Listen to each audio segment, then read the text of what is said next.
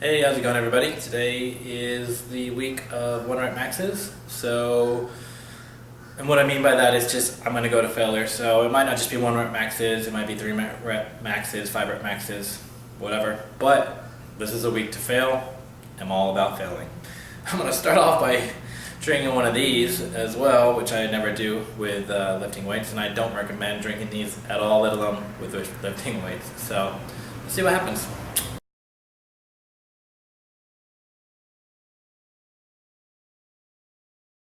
Shut the front door because it is day number 15. All right, we have made it to the halfway mark. Day number 15 of Squat Every Day. I'm James with JB-Barbell. Just want to say quick congratulations for those who are still with us at day number 15 doing this programming. It is awesome. Quickly going to go over what we have for you today. What I got for you is back squats. We are doing 3 reps and increasing weight after each set. Basically, you're just going to go to failure. Now today, I want to talk a little bit more in depth about squats and kind of on a whole. So squats are one of the best things you can do to produce hip drive, and I'll quickly explain what that is. That's the active recruitment of the muscles of the posterior chain. And for those of you who don't know what the posterior chain is, it refers to muscles that produce hip extensions. So the straightening out of the hip joint from its flexed or bent position in the bottom of the squat. These muscle groups can also be referred to as hip extensors. And these are the hamstrings, the glutes, and the abductors. So like the groin muscles. Because these muscles contribute to things like jumping, pulling, pushing, or anything that else involves lower body, we kind of want them strong. The best way to get them strong is to squat. And if you squat correctly, you're going to use hip drive. So that's kind of why I want to go over the squat in a little bit more depth. It is a very functional movement. To make your squat as efficient as possible, you're going to want to have a straight bar path. So that's keeping the bar path over the middle of your foot. Just trying to think of it that way. As you go down and come back up, if it's straight down, cutting through your middle of your foot, and same thing on the way back up, that's going to be what's going to work out best for you. Also, as weight increases, so will the pull of the weight if you are off balance or off center. If it's coming forward and I'm adding more and more weight, there's more and more weight pulling that forward. If I'm in a straight bar path or I have it directly over the center of my foot, then it will make things a lot easier. Even when the bar is light enough to maintain in the same place, you'd still be expending more energy than you would be if it was in balance over your midfoot. Now I want to touch on squat depth. Below parallel is, in my opinion, what you want, also known as full range of motion.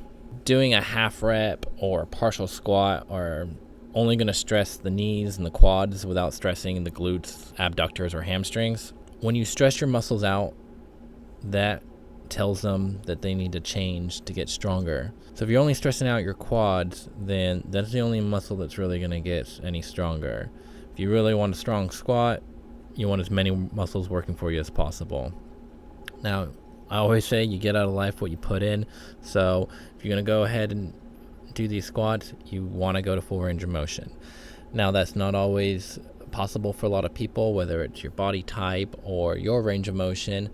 I suggest working towards that though as much as possible. Perhaps you might need to deload the bar, do squats with maybe just an empty bar, just so that you can hit that range of motion and go from there. You're going to get stronger in the long term for it. Don't cheat yourself. Another problem with the partial squat, and something to be careful of, is that with the partial squat, as it's a shorter range of motion, you can move a greater load. This puts your back at risk of injury as you have more load on your back than you're probably ready for.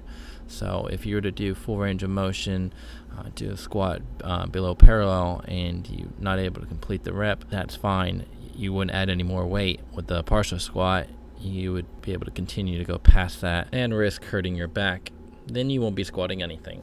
So this would be my final attempt on the 3 squats. I'm doing 295 pounds here, which would be a PR if I manage to hit it. The most I've ever done is 285 pounds at this point in competition, and that was with a belt. Last time I tried with a belt in competition, I failed at this weight. Even though I don't make this lift, I feel good about it because I was able to get that far without a belt, without that support. I pretty much guarantee that if I had been wearing a belt, I could have definitely made that lift. So lastly, moving on, I have bench press for you. I've got a quick 5x5 at a moderate weight of 185 for me. These are pretty straightforward. They felt good. Went ahead and just bumped those out to finish up my accessory work to my squats. There was actually a lot more I wanted to cover in the squats, but luckily we have 15 more days of me talking to you about squats, so I'm sure there'll be plenty of time for that. For now, I just want to focus on the bench press that I'm doing. The primary muscle that moves the weight up and down is going to be your chest, your pecs. That's what drives the bar up and off your chest. The triceps drive the elbows to extension and to lock out, and muscles like your traps will support your back. So as you can see, there's a lot going on when you bench. Now we've done chains and we've done heavy sets, we've done light sets with lots of reps, a 10x10 scheme. Here's just a simple 5x5. Another thing I want to try next time for you guys is pausing about an inch above the chest for going back up. There's another one I like, which I actually pause halfway down, then I pause at the chest, then I'll go all the way up, then I'll do a full rep, and then I'll repeat.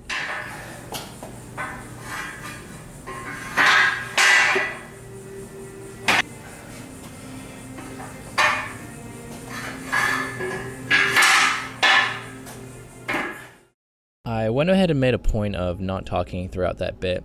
Just wanted to let you know that if something's uncomfortable, for me that was rack height, it just wasn't quite right.